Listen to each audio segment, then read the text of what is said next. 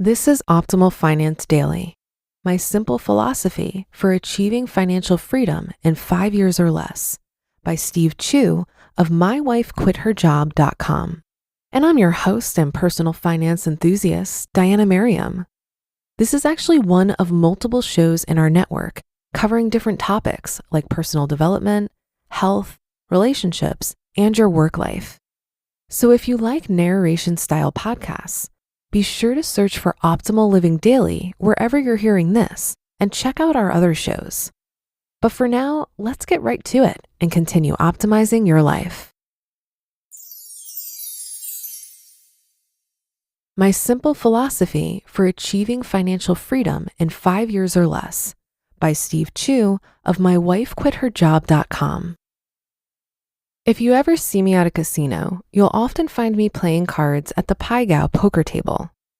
Now, Pai Gow is definitely not the sexiest game at the casino, nor is it one that draws a huge crowd. But those who appreciate Pai Gow enjoy the game for its simplicity, its longevity, and its potential for a large payout.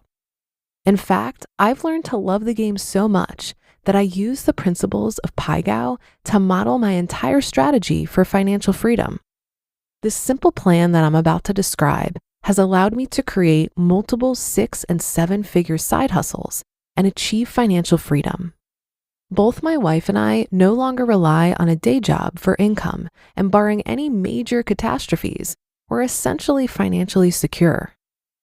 The rules of Pai Gow and how they apply to financial freedom. Now, before you can understand the lessons that I've learned from Pai Gow, you must first learn how the game works.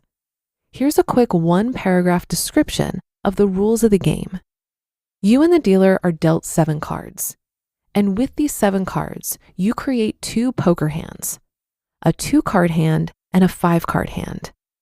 Both of your hands then go up directly against the dealer's 2 hands.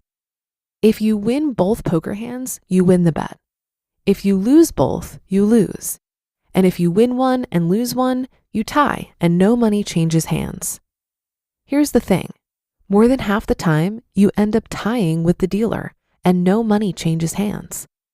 In fact, I've literally sat at a Pai Gow poker table for hours before and not won or lost a single dime. Now, given the slow nature of the game, how can you possibly win money if you're pushing with the dealer more than half the time?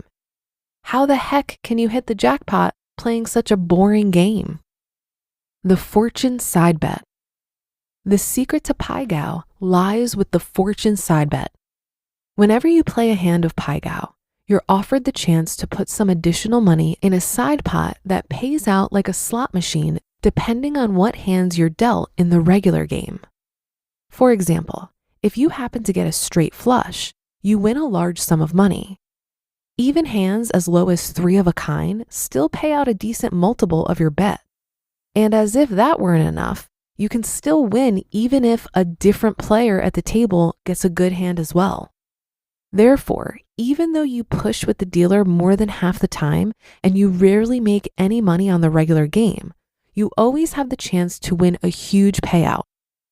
How the different facets of Pai Gow apply to your finances.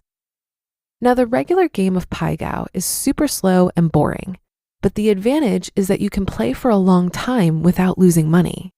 And it turns out that Pai Gow is an excellent analogy for your day job.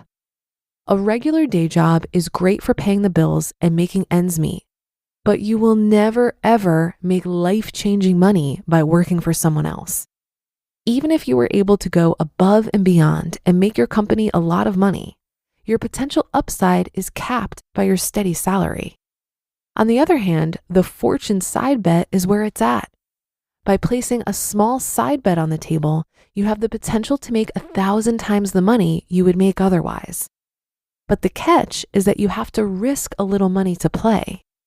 In real life, your fortune side bet is starting your own business. You might not win on your first try, but the longer you play, the more likely you will succeed. But if you languish on the sidelines and stick with the regular game, you'll never get anywhere. One of the reasons I love the game of Pai Gow is that I can go to the casino and play all night without losing all my money. and my ability to last a long time gives me enough runway for a chance to hit the jackpot. A more conservative approach to entrepreneurship. One of the questions I most often get asked is whether you should quit your job cold turkey to pursue your business full-time. And I almost always reply, hell no. Ideally, you should keep your day job until you've had a chance to fully validate your business idea before taking the plunge. After all, running a business is challenging enough as it is, and you definitely don't want financial stress to cloud your judgment. Even though you might hate your day job and you can't stand your boss, think of your day job as a way to stay in the game. Use your salary to buy yourself some extra time until you can grow your business. Stick with something steady until your side project gets off of its feet. Overall, there are no guarantees with any business. But one thing's for sure, the more time you have to validate your business idea, the more likely that you will eventually succeed. The best and safest entrepreneurial strategies involve creating a safety net and having the freedom to take small, calculated risks. The truth about entrepreneurship. The biggest misconception about entrepreneurs is that they're all gamblers. But at this point, I've interviewed well over 200 successful small business owners on my podcast, and not a single one of them has ever struck me as a big-time risk taker. And I don't know if the media is to blame, but there seems to be this crazy myth that successful entrepreneurs like to take wild chances. But nothing could be further from the truth. Almost everyone that I interviewed so far has taken a methodical and conservative approach to starting their businesses. And to put it succinctly, here's what they do. They take small, calculated risks. They don't bet the farm, and they iterate on their mistakes. When my wife and I first started, we both worked our full-time jobs while crafting our e-commerce store on the side.